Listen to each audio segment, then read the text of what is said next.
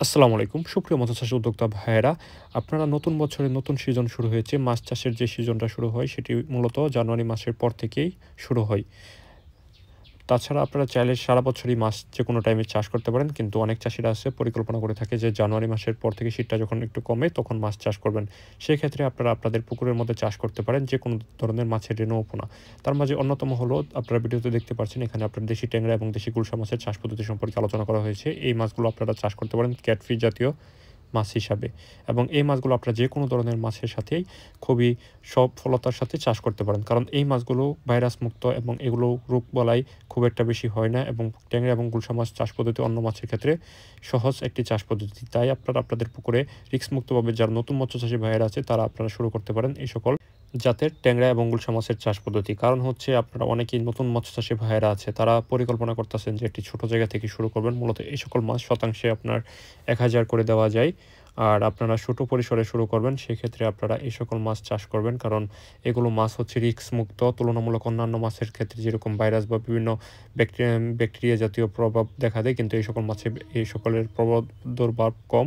তাই আপনারা এই মাছ চাষ করে শুরু করতে পারেন। প্রথমে তুলনামূলক যে এই মাছের লাভের বিষয়টা, এই মাছের লাভের বিষয়টা হচ্ছে বাজারে এই মাছের ভালো একটি রেটে বিক্রি করা যায়। তুলনামূলক খরচ ভেদ করে আপনারা এই মাছ চাষ করে 40 থেকে 50% মতো লাভ করতে পারবেন।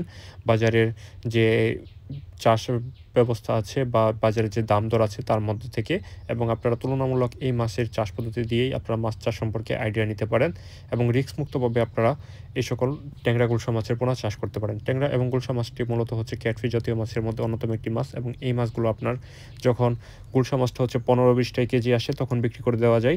এগুলো মূলত হচ্ছে 4 থেকে 5 মাসের চাষ পদ্ধতির মধ্যেই আপনারা বিক্রি করতে পারবেন বা বাজারজাত করতে পারবেন। সেই শিফট অনুযায়ী আপনারা বাৎসরিক 2টা চাষ করতে পারবেন একটি বছরের মধ্যে, যদি আপনারা এখনই শুরু করতে পারেন জানুয়ারি, ফেব্রুয়ারি, মার্চ মাসের মধ্যে, তাহলে আপনারা একটি বছরের মধ্যে 2টি শিফটে আপনারা মাছ চাষ করতে পারবেন।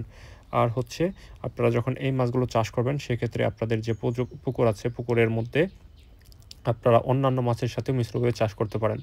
আর এক্ষেত্রে আপনারা ট্যাংরা এবং গুলশা মাছের ক্ষেত্রে আপনারা ট্যাংরা এবং গুলশা মাছের যে চাষ পদ্ধতি আছে সেটি খুবই একটি সূক্ষ্ম চাষ পদ্ধতি, এবং এখানে আপনারা পরিমিতভাবে এবং সীমিত আকারে যে মাছ চাষটি করবেন সেটি আপনারা তুলনামূলক বাজার দর অনুযায়ী ভালো একটি দামে বিক্রি করা যায়। গুলশা মূলত 300 থেকে তারা 400 টাকা কেজি বিক্রি করা যায়, আর ট্যাংরা মূলত 500 টাকা 600 টাকা কেজি বিক্রি করা যায়। সেই হিসাবে বাজার দরও ভালো পাওয়া যায়। আর ট্যাংরা মাছ যখন 30টা 35টা কেজি আসে তখন বাজারজাত করার উপযোগী হয়।